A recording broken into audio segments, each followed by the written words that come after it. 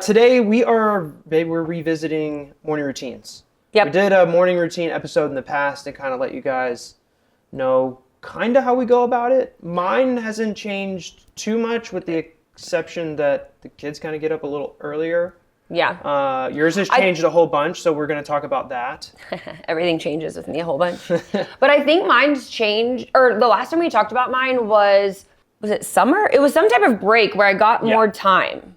Yeah, it was in the middle of summer when we kind of really got into the thick of doing this podcast. And so it was summer when I didn't have like work restrictions, and now I'm like revamping it with work restrictions and extracurricular restrictions and just life restrictions in general. Yeah. So we're going to start off a little, I don't want to say heavy, but a little bit tactical and I guess factual in our first kind of Informational.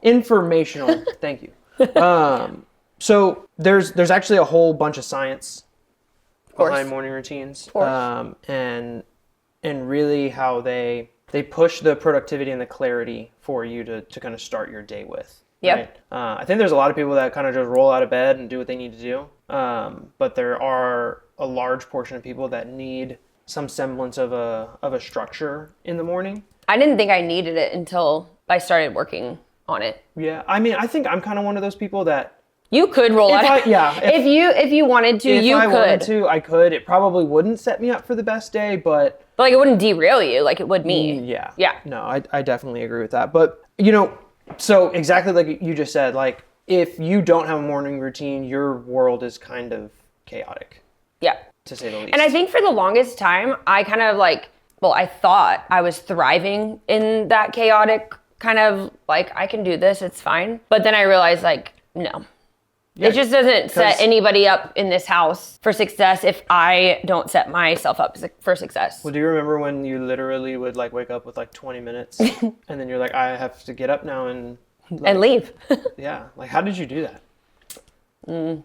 Not well. But again, I had an excuse at that time. I had very, very young children. And so it was kind of and I think a lot of moms may kind of relate to this, just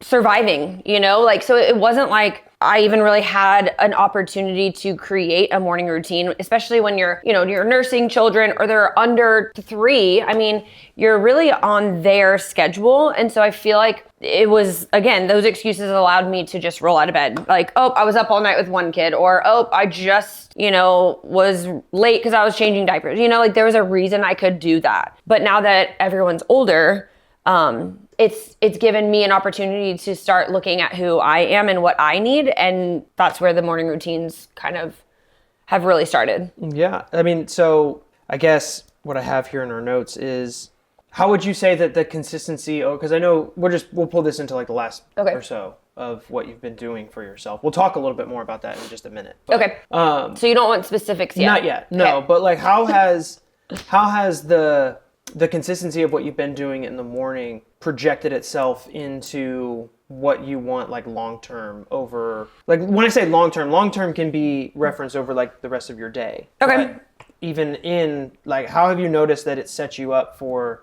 the future? I think giving time for yourself, especially starting your day, for me specifically, it allows me to feel in control of the day. Whereas if I, wake up, technically I could wake up an hour later than when I do. But if I do that, things start to happen and things start to interrupt, the flow of what I had planned for the day. And I feel like if I'm starting the day, in one consistent manner, it allows more success to be possible. Yeah.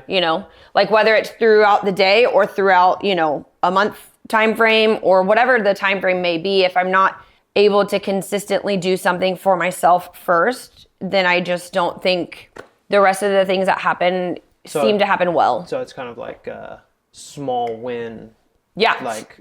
Domino effect. Well, we've talked about this a lot with my mental health journey, specifically that, those small wins or small pieces of gratitude really help me. Mm-hmm. So, what better way to start the day than a small win,